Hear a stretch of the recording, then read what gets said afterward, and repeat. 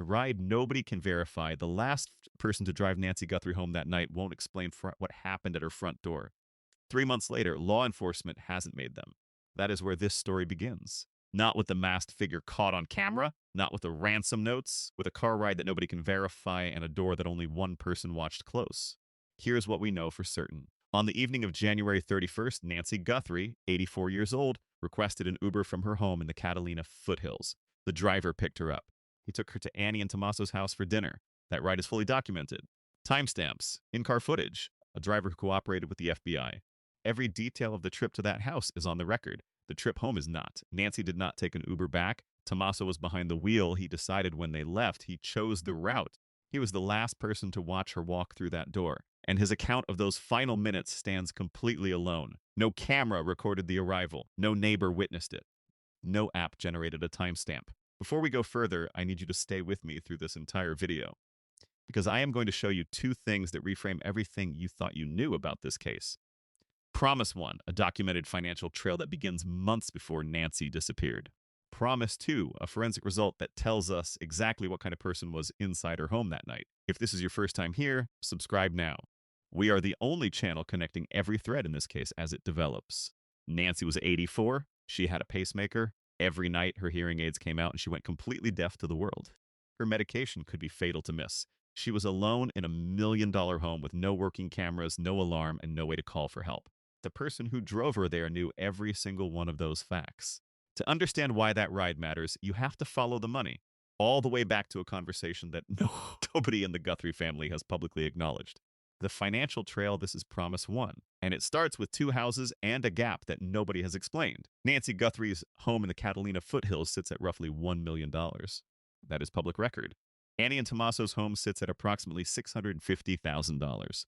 4 miles away, a gap of $350,000 between the mother and the daughter who lived nearest to her. On its own, that means nothing. But when you are looking for why someone would target this specific woman, the value of what she owned becomes directly relevant. In May of 2025, 8 months before Nancy disappeared, Tommaso signed a durable power of attorney. It named Annie as his agent over financial and property matters. Legal experts weighed in publicly. Several called it routine, standard paperwork for a mortgage refinance or property transfer, and they may be right, but the timing places it inside a sequence, and that sequence has a direction. Then comes the loan refusal. According to a report published by Hidden Times, Annie asked Nancy for money shortly before Nancy disappeared. Nancy said, "No, I want to be precise here." Law enforcement has not confirmed this. The Guthrie family has not addressed it publicly. It has not been denied. What it has done is land directly in the middle of a case where financial questions were already accumulating quietly for months. Now stack the sequence. May 2025, power of attorney signed. Weeks before January 31st, Annie reportedly asks Nancy for money. Nancy refuses. January 31st, Nancy has dinner at Annie and Tommaso's house. Tommaso drives her home alone. February 1st, Nancy is gone. The most common reason an elderly person is harmed by someone within their own circle is not rage, it is not passion, it is access. Access to assets that become available when the owner is no longer present to protect them. Here is what makes that fact land harder. A camera subscription costs $15 a month. A medical alert pendant costs less than $1 a day. The Guthrie family had the resources to cover every single protection many times over. None of it was in place. Nancy was left completely exposed, and the people who knew that lived 4 miles away follow the money far enough and it stops being about the past. It starts being about what is happening right now at a house whose owner has never been declared dead. The house, the boxes, and the sealed call this is Promise 2. And it requires you to hold 5 facts in your head at the same time. Number 1, photographs surfaced showing people loading boxes into vehicles outside Nancy's residence. Annie's Honda CR-V was visible in those images. Nancy has not been declared dead. No death certificate exists. No probate has been initiated. No court has authorized anyone to remove a single item from the home of a woman whose disappearance is still an active federal investigation. And yet boxes left that house. Number 2, the family arrived at Nancy's home at 11:56 in the morning. The 911 call was placed at 12:03 in the afternoon. 7 minutes passed between walking up to the home of a missing 84-year-old woman and picking up the phone. If blood was visible on that front porch, the question of what happened in those 7 minutes becomes significant. Number 3, the 911 call has never been made public. Not the recording, not a transcript, not a summary. In Arizona, 911 recordings are public records. In most high-profile cases, they surface within days. 3 months into this investigation, nobody has heard what was said. Number 4, Retired detective Bob Gilliam stated publicly that the recording almost certainly contains investigative information law enforcement does not want released yet. He said, not to hold your breath.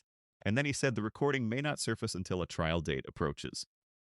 Number 5. Annie's Honda CRV was seized and held for over 40 days of forensic examination. Standard vehicle processing takes days. 40 days means investigators were looking for something specific. 40 days means they were patient enough to find it. Each of these 5 facts has a standalone explanation. But when you line them up in sequence, they stop looking random. They stop looking like coincidence. They start looking like a pattern that is moving in one direction. Nobody withstanding to offer an explanation has offered one. And that silence is doing its own kind of talking. 7 minutes between arriving at that house and calling 911. Drop your theory in the comments. What do you think happened in those 7 minutes? The financial trail tells us about motive. The post-disappearance activity tells us about behavior. But the forensic evidence tells us something about the person who was inside that house and what kind of life they were living before February 1st. Clean record, familiar face, the CODIS search came back negative. CODIS is the national DNA database used by law enforcement. Investigators ran the biological material recovered from inside Nancy's home against it. No match. That means whoever left that DNA has never been in the criminal justice system. No prior arrests. No prior convictions. No history of violence on record. Think about what that eliminates. It eliminates career criminals. It eliminates repeat offenders. It eliminates anyone whose name would trigger a flag in any database.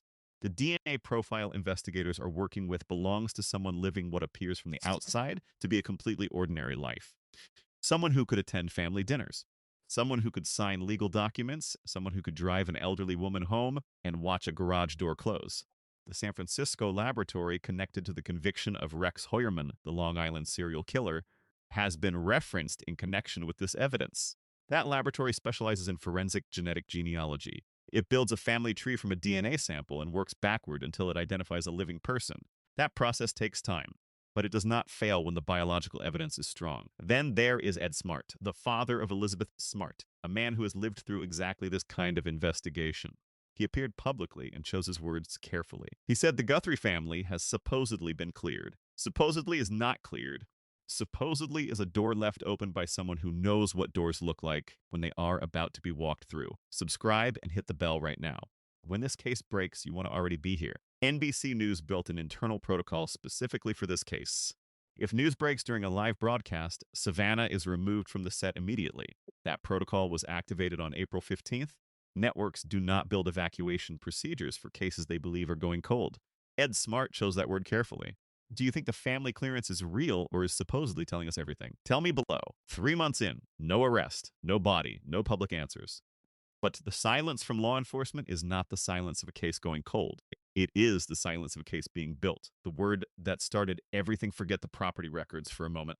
Forget the DNA and the sealed call and the vehicle held for 40 days. Go back to one moment. A mother, a daughter, a request, a refusal, Annie asked. Nancy said no. 14 hours later, someone was at her door. I want to be clear about what remains unproven. The lone refusal is unconfirmed by law enforcement. No charges have been filed. No arrest has been made. The family has not been formally charged with anything. I am stating that directly and without hedging.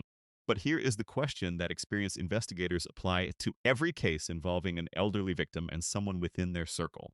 Not only what happened, but what was allowed to happen, and who was positioned to benefit when it did. The DNA is being analyzed. The 911 call is sealed for a reason a retired detective called trial preparation. The car was held for 40 days. The network has a protocol.